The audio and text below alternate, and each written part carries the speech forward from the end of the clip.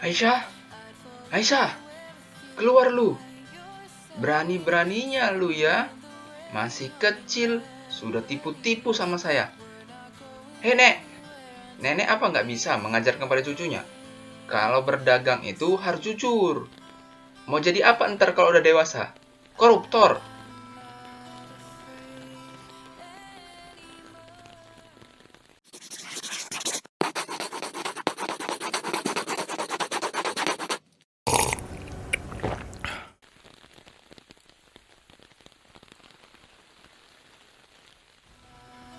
Aisyah adalah seorang yatim piatu yang tidak dapat menikmati bersekolah, seperti teman seusianya. Dia harus bekerja membanting tulang dari pagi hingga petang, hanya demi sejengkal perut kecilnya, dan juga untuk orang yang dicintainya yang sedang sakit. Tak ada kata negosiasi terhadap tubuh mungilnya. Hari esok adalah misteri dan tak dapat ia ketahui. Hanya usaha terbaiknya yang dapat menentukan keluarga kecil yang ia miliki saat ini. Karena hidup sangatlah singkat, kekhawatiran selalu menghantuinya kapanpun itu dan dimanapun itu.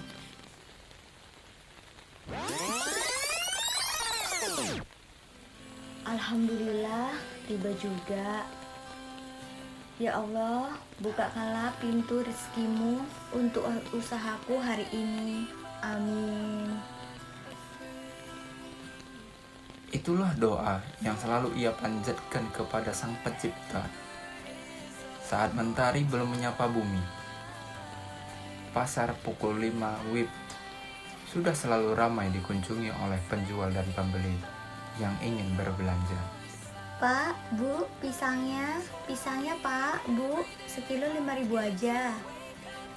Entah berapa kali kalimat itu ia ulang-ulangi hanya demi memikat konsumen yang akan membeli.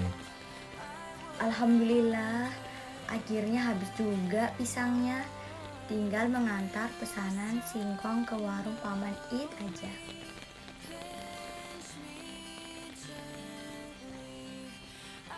Tak jauh dari pasar menuju warung Paman It, dan sekarang masih pukul 8 WIB. Setibanya di depan warung Paman It,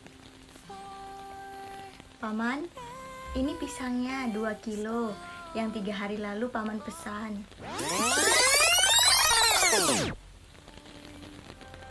Aisyah, hari Jumat esok Paman pesan 2 kilo ya pisangnya.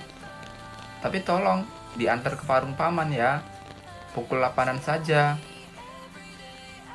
Baik Paman It, sebelum pulang beli obat dulu ke apotik untuk nenek. Obat nenek sudah habis kemarin malam.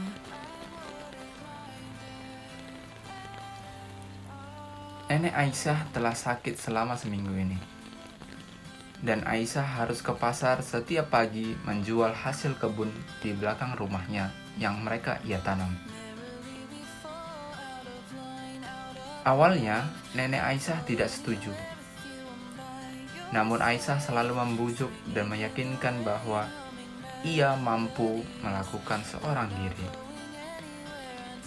Aisyah telah menghafal betul baik jalan ataupun apa yang harus ia lakukan saat di pasar. Karena sebelum nenek sakit, ia selalu mendampinginya setiap ke pasar. Nek, Aisyah pulang. Nenek sudah sarapan, pisang rebus yang telah Aisyah siapkan. Neneknya pun mengangguk, memberi isyarat sudah. Nek, ini obatnya, diminum ya. Di sela membasahi tenggorokan yang telah kering akibat mendorong sepeda besar milik neneknya. Yah, sepeda inilah yang membantu mengurangi beban tubuh mungilnya. Dalam membawa pisang ke pasar yang beratnya 10 kg untuk hari ini. Pada saat pisang itu hendak dibawa ke dapur, Paman It merasa curiga dengan berat dari pisang tersebut. Akhirnya Paman It menimbangnya. Kurang ajar, jadi selama ini Aisyah membohongiku. Berapa banyak kerugian yang aku alami? Penipu! Teriaknya dalam hati. Tangan Paman Id bergetar dan dadanya serasa mau meledak. Dikarenakan emosi yang meluap-luap. Pada saat itu juga Paman Id mendatangi rumah Aisyah dengan membawa singkongnya. Nek, hari ini Aisyah menjual 10 kilo dan uang hasilnya 50.000. Sebagian uangnya Aisyah belikan obat buat nenek. Aisyah juga sisihkan 2.000 untuk ditabung dan ini sisa uangnya. Aisyah, keluar lu! Aisyah, keluar lu!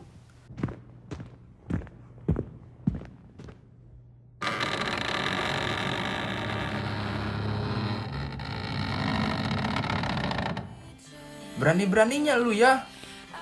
Lu masih kecil, sudah tipu-tipu sama paman. Hei nek, nenek apa nggak bisa mengajarkan kepada cucunya? Kalau berdagang itu harus jujur. Mau jadi apa ntar kalau udah besar? Koruptor! Aisyah yang ketakutan akan sikap dari Paman Id tetap mencoba memberanikan diri untuk bertanya. Aisyah salah apa, Paman? Saya pesan pisang itu 2 kilo dan kamu menjualnya kepada paman hanya 1,8 kilogram. Kamu sengaja ya menipu paman? Teriak Paman Id. Lalu Aisyah pergi ke dapur dan mengambilkan sesuatu untuk ditunjukkan kepada Paman Id yang sedang emosi. Kami orang miskin, Paman. Kami juga tidak memiliki timbangan seperti yang Paman punyai. Paman ingat, saya pernah membeli gula seberat 1 kilo dari warung Paman. Dan itulah yang kami jadikan timbangan untuk menimbang pisang yang akan kami jual. Aisyah bukanlah anak yang mengenyam pendidikan hingga selesai. Namun, Allah Subhanahu wa Ta'ala selalu membukakan jalan bagi hambanya yang selalu berusaha. Aisyah termasuk anak yang cerdas. Dia membuat timbangan hanya bermodalkan sebuah gantungan baju. Dan gula yang sebelumnya dibeli di warung Paman Id menjadi penentu berat dari pisang yang akan dijualnya. Dan setiap kantong pisang yang telah ditimbang, Aisyah tetap menambahkan 1 buah pisang lagi.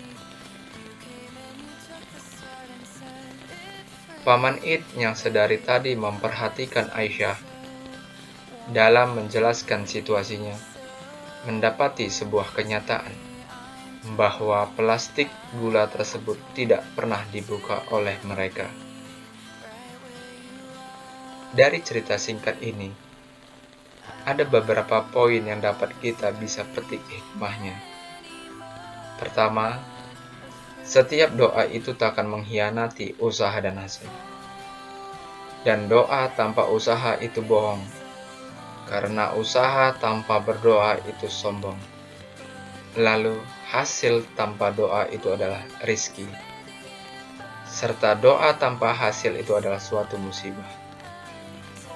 Yang kedua, dasar dari pengetahuan adalah ingin tahu. Puncaknya pengetahuan adalah ketidaktahuan. Dan sebuah bangku bukan menjadi penentu, melainkan keinginan tahuanmu dan juga usahamu. Yang ketiga, sebagai sesama manusia, hendaknya kita menjaga lisan, karena jangan sampai lisan kita menyakiti saudara kita yang lainnya.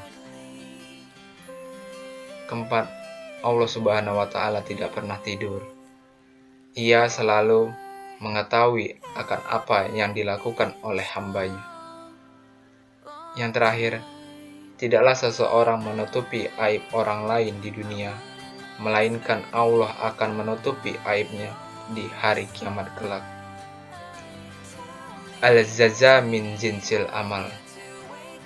Balasan sesuai dengan amal perbuatan.